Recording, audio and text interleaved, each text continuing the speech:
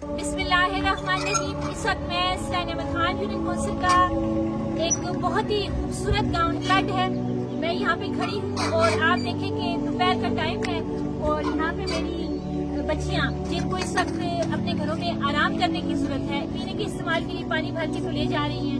जिला हरिपुर के अंदर सैकड़ों देहात ऐसे हैं जहाँ पे आज भी लोग पीने के साफ पानी की सहूलत से महरूम हैं और हमारी खवातीन बहनें, माएँ, बेटियाँ और बच्चियाँ जो हैं सरों पे घड़े रखकर जरूरियात जिंदगी के लिए पानी जो है वो लेके जाती हैं। अब बारिश आती है तो जो बारिशी पानी है उससे कपड़े धोने का जो काम है वो जो बरसाती नाले हैं उसके जरिए वो अपनी जरूरत को पूरा करती है। बड़ी शर्मिंदगी के साथ कहना पड़ता है आज हम 2026 में खड़े हैं, हमारे देहातों के अंदर कोई ऐसी सहूलत मौजूद नहीं है जिसके ऊपर हम फख्र कर सकें कि हमारे मुंतखब नुमाइंदों ने वोट का हक अदा किया।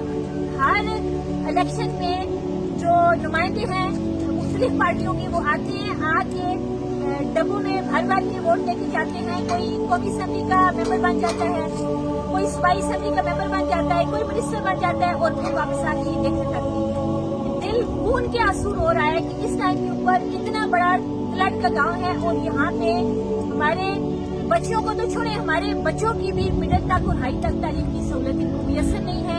रोड की कोई सहूलत नहीं है, गलियों की कोई सहूलत नहीं है। पढ़े लिखे नौजवान जो है वो बेरोजगार हैं। जो हमारे मुख्तलिफ नुमाइंदे हैं, मैं आपसे ये सवाल करती हूँ कि आपको नींद कैसे आती है?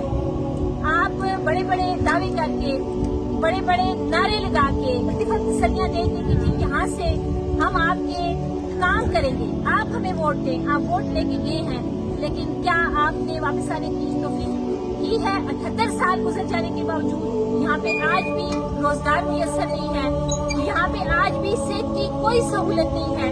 आप यहाँ पे देखें मेरे बच्चे और बच्चियाँ इस टाइम के ऊपर खुदा न खास्ता ये खुला कुआं है, अगर इसमें कोई बच्चा गिर जाए तो एक कीमती जान जाया हो जाए, लेकिन आप अरबाब इख्तियार को जरा शर्म नहीं आती।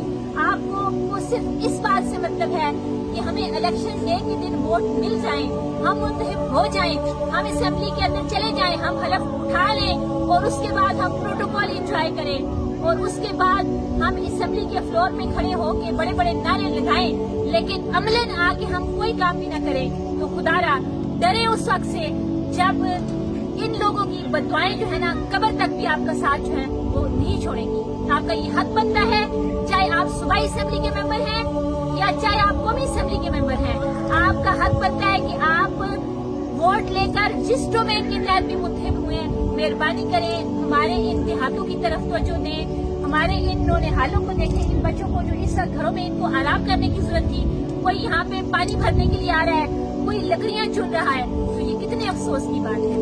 आपने इन बच्चों को दिया क्या है? आप तालीम तक तो दे नहीं सके, आप इनको सेहत तक तो दे नहीं सके, जो पढ़ा लिखा नौजवान है उसको रोजगार तक तो दे नहीं सके। तो कब होश की नामुन लेंगे और इन लोगों के मसाइल हल करेंगे? इंतहाई माजरत के साथ अल्लाह आपको हिदायत दे और आप इन लोगों की वोट का सही मानों में हक अदा करके इनके मसाइल को हल करने का जरिया बने। मैं अल्लाह से दुआ गो और साथ ही साथ में मैं अपने लोगों से ये कहना चाहूंगी कि क्यों आप बेहिस्सी का शिकार हो चुके हैं, क्यों आप लोग इन लोगों के खिलाफ उठते नहीं हैं, क्यों आप लोग मुत्तहिद नहीं होते हैं और क्यों आप ऐसे लोगों को मुत्तहिद करते हैं जो आपके इन नौनिहालों की तरफ भी नहीं देखते और आपके मसाइल के हल के लिए बुलंद बाग नारे लगाते हैं, लेकिन आपके मसाइल हल नहीं करते।